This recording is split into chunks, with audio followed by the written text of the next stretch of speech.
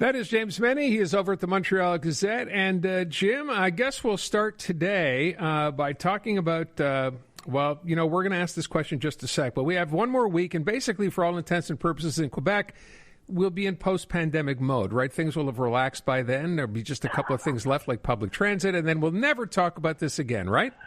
Speak for yourself, dude. Welcome back, Natasha, by the way. Thank you. Thanks, Jim. I hope this guy if you see this guy, make sure he keeps his distance there, because I don't like that kind of goop-eyed enthusiasm, that kind of optimism. No, I mean, in fact, hospitalizations rather, crept up a little bit. What was it? Can you guys help me out here? I know they're saying, well, we like the numbers that are coming out of the hospitals, and the vaccination rate, blah blah blah blah blah. That's really swell, but the fact is, you don't know it's over. You don't know if there's going to be another variant, and why, of all the places to sort of like take the masks off first, classrooms. Right? Yeah. Because let's face it, these little people are going to go home and see their family and friends and whatever. So if there is an outbreak, who knows, right? But listen, we're being told it's time to put the pandemic behind us, right? It's like I wish it was that easy. You know what I mean? Mm-hmm. I find there's high gas. There's time to put the high gas prices behind us. They'll still be there tomorrow, but let's just knock it out of your head now, because I think it's a very dangerous way to proceed. To a certain extent, I would say it's like the Legault government now is really, and not just them. I mean, they're doing the same kind of nonsense in Ontario. They're running up the white flag. It's like, okay, enough with this already. We're not going to be distracted by this. We must march merrily along our way, unless, of course, there's another outbreak, and presumably we'll be better equipped to handle it. But all that said, we don't know. And I have to tell you, I resent, given the amount of theoretical brain power that's supposed to be helping various governments across this country figure out what to do, that it doesn't matter what they say or do. We have curfews imposed with no scientific basis. But all that said, don't worry, trust us, it's all cool. And maybe it's for that this year, this second anniversary of the pandemic, they're saying they want to have the commemoration to be far more restrained. There's no sort of official ceremony planned, and we're not even sure if the premier is going to make a public appearance. I hate to put it to you this way, but from a strictly political point of view, it's like they want to put this thing in a storage house way in the back of the yard. Let everyone forget about it, and let's move on.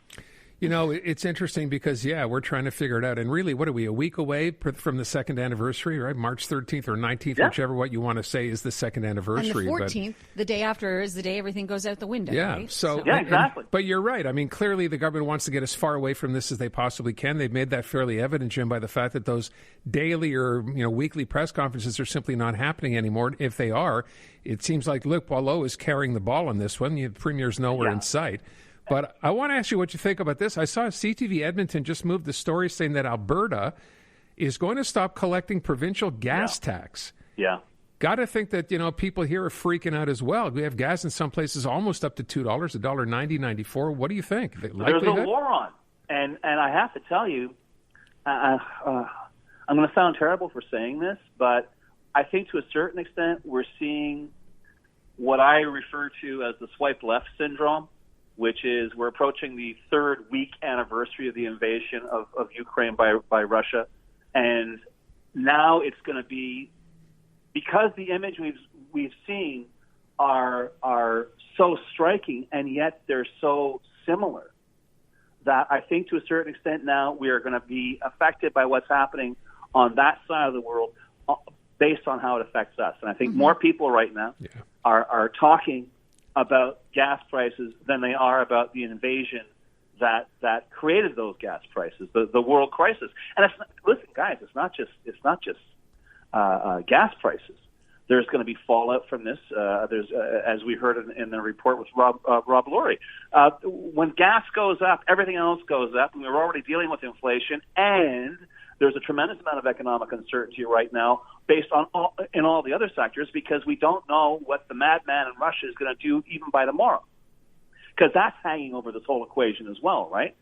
So the closer you are, literally the closer you are to this, the more concerned you are. You'll get 1 million people out in Prague to listen to the president of Ukraine address them on a screen.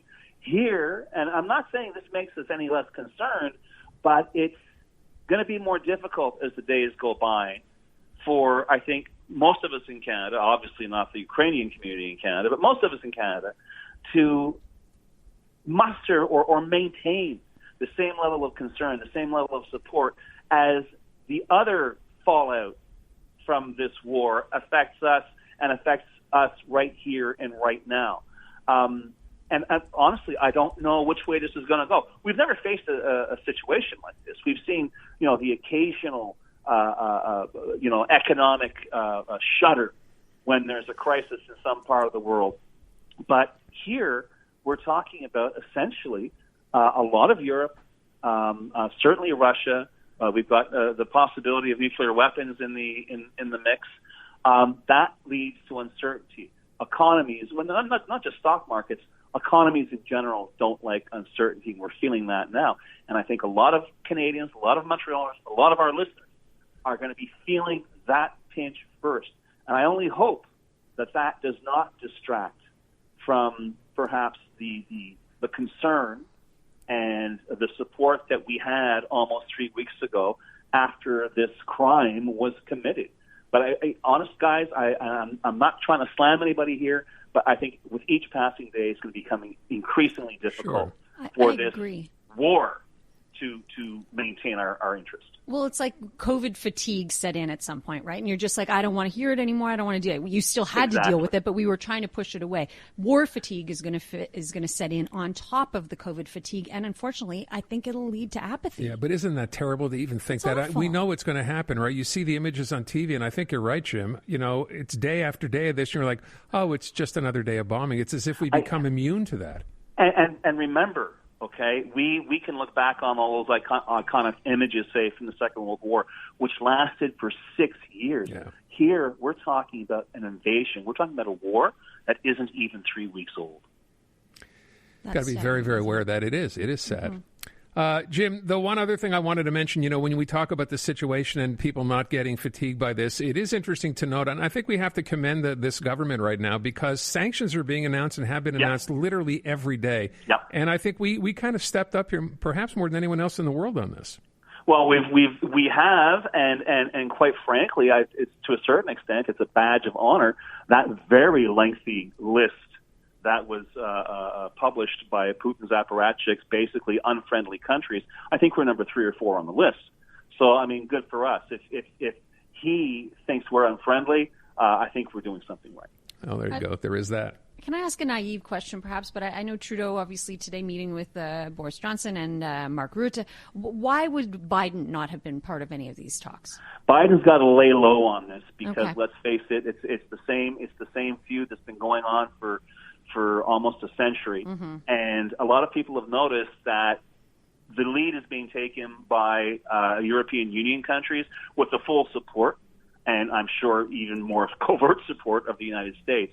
But to pit Biden versus Putin, to make that kind of ego game out of it, when both of them have weaponry that far, overshadows what the horrors we've seen thus far, I think it's a smart move. Keep America in the game, but on the sideline. And because don't forget, there's a lot of Americans who don't want to have anything to do with this. And that's a tradition in American society and in politics. Mm-hmm. Foreign wars, not their gig, especially something like this where it might actually wind up on their front doorstep. So I think the strategy is very sound. And let's face it, there's one person here who matters, and that's Volodymyr Zelensky. And as long as he's front stage center, no one's gonna be upstaging him. So do you think, just as a last question, do you think this whole idea, I played 2 different clips from 2 different one is current, one's a former U.S. politician, on no-fly zones. That keeps getting talked about every day. You see that actually happening? No, absolutely not. That would be the beginning of the end, frankly, the potential beginning of the end for all of us. That is how you're going to get a world war started, because no-fly zone doesn't mean wagging your finger. No-fly zone means you shoot down the person who's violating that space. That happens, all bets are off. James MENNIE at the Montreal Gazette. Thank you, Jim. Adama.